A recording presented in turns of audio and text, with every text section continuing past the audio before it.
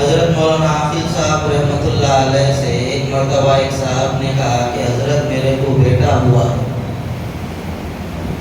اور آپ ایسا نام بولیے آج تک وہ نام کوئی بھی نہیں رکھا.